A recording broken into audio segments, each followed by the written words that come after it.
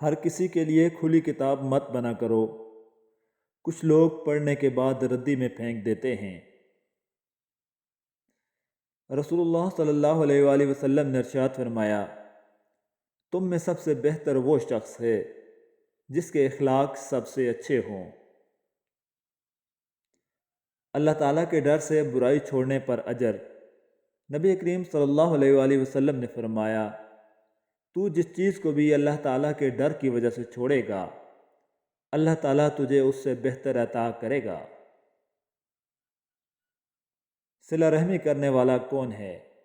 رسول اللہ صلی اللہ علیہ وآلہ وسلم نے ارشاد فرمایا، صلہ رحمی کرنے والا وہ نہیں جو صرف بدلہ چکائے، یعنی احسان کے بدلے احسان کرے، بلکہ صلہ رحمی کرنے والا وہ ہے کہ اگر اس سے رشتہ ناتا توڑا جائے تب بھی وہ رشتہ ناتا جوڑے رکھے۔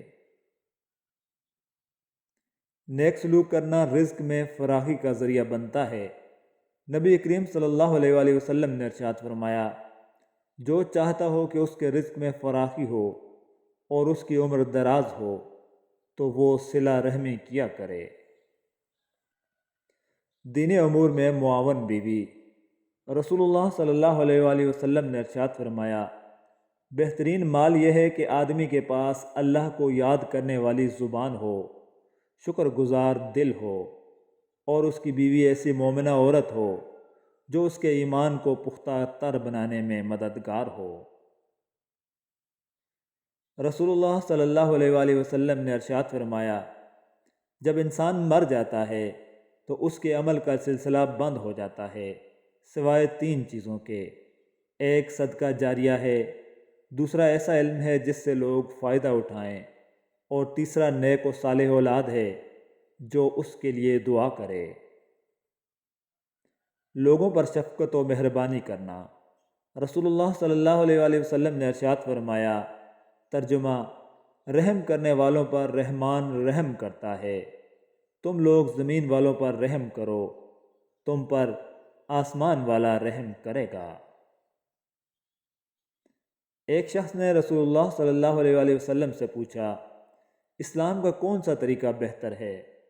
آپ صلی اللہ علیہ وآلہ وسلم نے ارشاد فرمایا، کھانا کھلانا اور ہر ایک کو سلام کرنا، تم چاہے اسے پہچانتے ہو یا نہ پہچانتے ہو۔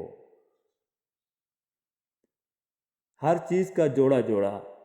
ترجمہ، پاک ہے وہ ذات جس نے ہر چیز کے جوڑے جوڑے پیدا کیے ہیں، اس پیداوار کے بھی جو زمین اگاتی ہے، اور خود انسانوں کے بھی، اور ان چیزوں کے بھی جنہیں یہ لوگ ابھی جانتے تک نہیں۔ حدیثیں پھیلانے والوں کے لیے نبی صلی اللہ علیہ وآلہ وسلم کی دعا۔ رسول اللہ صلی اللہ علیہ وآلہ وسلم نے ارشاد فرمایا، اللہ تعالیٰ اس شخص کو تر و تازہ رکھے جس نے میری کوئی حدیث سنی اور اسے دوسروں تک پہنچا دیا۔ والدین کے نافرمان یقینی مکافات عمل کا انتظار کریں۔ رسول اللہ صلی اللہ علیہ وآلہ وسلم نے ارشاد فرمایا، والدین کی نافرمانی کے علاوہ جس گناہ کی سزا کو اللہ چاہے تو قیامت کے دن تک مؤخر کر دیتا ہے، مگر اللہ تعالیٰ والدین کی نافرمانی کی سزا موت سے پہلے دنیا ہی میں چکھا دیتا ہے۔ قبول کرنے سے پہلے جو مرضی تحقیق کرو، مگر جب قبول کر لیا جائے تو نبھا جانا ہی کمال ہوتا ہے۔ اذیت کے بدلے میں اذیت دے کر جس سکون کی انسان کو تلاش ہوتی ہے وہ کبھی نہیں ملتا۔ دل کو سکون معاف کرنے سے ہی آتا ہے۔ بے شک بعض اوقات مجھے واضح سمجھ آتی ہے کہ اللہ میری پکار سنتا ہے اور کسی نہ کسی وسیلے سے مجھے جواب بھی دیتا ہے۔ میں اپنے رب کی نگاہ میں ہوں، یہ احساس بہت ہی کمال کا ہے۔ مجھے مانگنا نہیں آتا لیکن تجھے دینا تو آتا ہے نا۔ مولا میرے دل کی فریاد سن لے، آمین ثم آمین۔ ایک بات یاد رکھیں، جب آپ کسی کا اچھا کر رہے ہوتے ہیں تب آپ کا بھی کہیں اچھا ہو رہا ہوتا ہے۔ جس نے بن مانگے عطا کیا وہ مانگنے پر کیوں مایوس کرے گا؟ شکر ادا کرتے رہا کرو اس رب کا جو برداشت سے زیادہ دکھ نہیں دیتا مگر اوقات سے زیادہ سکھ ضرور دیتا ہے۔ اے اللہ، راحت پہنچا ان دلوں کو جن کا حال تیرے سوا کوئی نہیں جانتا۔ آمین یا رب العالمین۔ میں نے لوگوں کو محبت پر لکھتے دیکھا ہے، محبت کے لیے لڑتے دیکھا ہے، مگر محبت نبھاتے نہیں دیکھا۔ احساس کہہ کر کبھی نہیں کروایا جا سکتا۔ بے شک اللہ ہر چیز پر قادر ہے۔ لوگ ہمیں توڑتے رہتے ہیں، اتنا توڑتے ہیں، اتنا توڑتے ہیں کہ ہم ٹوٹ کر ذرہ ذرہ بکھر جاتے ہیں، اور اسی ذرے ذرے کو اللہ اپنی محبت سے اتنا مضبوط جوڑتا ہے کہ دوبارہ ہمیں دنیا کی کوئی طاقت توڑ نہیں سکتی۔ مقدر جن کے اعلیٰ اور نیک بخت ہوتے ہیں، زندگی میں انہی کے امتحان سخت ہوتے ہیں۔ اپنی زندگی کا مقصد فقط اللہ کی خوشنودی بنا لیجئے، پھر آپ کبھی نہیں ٹوٹیں گے، کبھی نہیں بکھریں گے، کبھی نہیں ہاریں گے۔ انسان کتنا ہی بڑا کیوں نہ ہو جائے، اپنی پسند کے لوگوں کے لیے جذبات بچوں جیسے ہی رکھتا ہے۔ وضو کرنا دنیا کا سب سے سستا اور بہترین سینیٹائزر ہے جو انفیکشن کے ساتھ ساتھ گناہوں سے بھی بچاتا اور پاک کرتا ہے۔ اللہ کو پسند ہے تمہارا گفتگو کرنا، اس سے مانگنا اور اپنی چاہت کا بتانا۔ اسے فرق نہیں پڑتا تم کس غرض سے اس کے ہاں ہاتھ پھیلاتے ہو، وہ تو ہر حال میں عطا کر کے خوش ہوتا ہے۔ تم مانگنے والے تو بنو، وہ ضرور دے گا۔ اگر تم موت کی رفتار کو دیکھ لیتے تو لمبی امیدوں سے نفرت کرتے اور کبھی ان کو پورا کرنے میں مصروف نہ ہوتے۔ ہم میں سے کچھ کو یہ گمان لاحق ہوتا ہے کہ ہم فرشتے ہیں، ہم سے خطا نہیں ہو سکتی، ہمیں کسی کے الفاظ یا کسی کے رویے تکلیف نہیں دیتے، ہم کسی سے توقع نہیں کرتے، ہم تو بڑے ہی کامل اکمل مکمل ہیں، ہمیشہ ہر عمل ہمارا اعلیٰ درجے پر فائز ہوتا ہے، غرض ہم ہر پہلو سے اعلیٰ و ارفع ہیں۔ تم جتنی پریشانیاں لوگوں کو بتاؤ گے تم اتنے ہی پریشان ہو جاؤ گے، اور جتنی پریشانیاں تم اپنے رب کو بتاؤ گے تم اتنے ہی خوشحال ہو جاؤ گے۔ تم پریشانیاں لوگوں کو نہیں بتاؤ بلکہ ہمیشہ اپنے رب کو بتاؤ۔ تعلقات کو ٹھیک کرنے میں وقت ضائع نہ کریں بلکہ خود کو معاشی طور پر ٹھیک کریں، تعلقات خود بخود ٹھیک ہو جائیں گے۔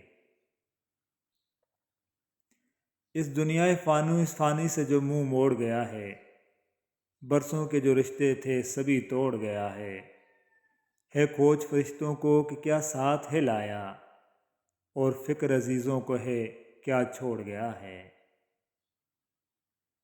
حضرت علی فرماتے ہیں جب اللہ کسی کو پسند کرتا ہے تو اسے خوب آزماتا ہے، بس تم صبر کرنا کیونکہ صبر کرنے والوں کی منزل جنت ہے۔ زندگی کے جس مقام پر ہو اسے تسلیم کر لو، اور یہ بھی تسلیم کر لو کہ یہاں تم ہمیشہ نہیں رہو گے۔ کامیاب لوگ اپنے فیصلوں سے دنیا بدل دیتے ہیں، اور کمزور لوگ دنیا کے ڈر سے اپنے فیصلے بدل دیتے ہیں۔ حساب رکھا کریں، آج کل لوگ پوچھ لیتے ہیں میرے لیے تم نے کیا ہی کیا ہے۔ گناہگار تو شاید مانگ لیں معافی، حساب پارساؤں کا مشکل ہوگا۔ نصیحت وہ سچی بات ہے جسے ہم کبھی غور سے نہیں سنتے، اور غیبت وہ بدترین دھوکہ ہے جسے ہم پوری توجہ سے سنتے ہیں۔ سب مطلب کی بات سمجھتے ہیں، کاش کوئی بات کا مطلب بھی سمجھے۔ منافق کی ہمدردی دشمن کی تلوار سے زیادہ خطرناک ہے۔ سنا ہے حشر میں کوئی کسی کا نہیں ہوگا، لیکن یہ سلسلہ تو ابھی سے عروج پہ ہے۔ اس کو خبر نہیں اسے اچھا لگا تھا جو، ایک عمر ہم نے وہ رنگ پہنا خرید کے۔ مجھ کو ہنسنے کے لیے دوست میسر ہیں بہت، کاش رونے کے لیے بھی کوئی شانہ ملتا۔ اجڑ اجڑ کے سنورتی ہے تیرے ہجر کی شام، نہ پوچھ کیسے گزرتی ہے تیرے ہجر کی شام۔ مجھے تھا عشق تیری روح سے اور اب بھی ہے، جسم سے ہو کوئی سروکار یہ ضروری تو نہیں۔ ساتھ رہنا ہو مگر وفا کا سامان نہ ہو، ہائے یہ احساس کا کبھی فقدان نہ ہو۔ آج بھی خواب میں کہتی ہیں وہ آنکھیں، ٹھیک ہو جائے گا سب کچھ تو پریشان نہ ہو۔ اس بھاگتی ہوئی زندگی میں اپنی ذات میں کم از کم اتنا ٹھہراؤ پیدا کرنے کی کوشش کریں کہ کم از کم آپ نماز سکون سے پڑھ سکیں اپنے رب کی خاطر۔ کبھی کبھار میں لوگوں کی اصلیت کا پتہ ہونے کے باوجود بھی خاموش رہ کر صرف یہ دیکھتا ہوں کہ ان کی آخری حد کیا ہو سکتی ہے۔ کچھ لوگ زندگی ہوتے ہیں پر زندگی میں نہیں ہوتے۔ بیٹھ کر آم سے ڈھابے پر کسی روز، پینی ہے دوستوں کے ساتھ مجھے شام کی چاہے۔ تیرے بغیر ایسے ہیں جیسے اتوار کے دن ایک ویران سکول۔ الفاظوں کے دیوانے تو بہت ملیں گے، تلاش اس کی کرو جو خاموشی کو سمجھے۔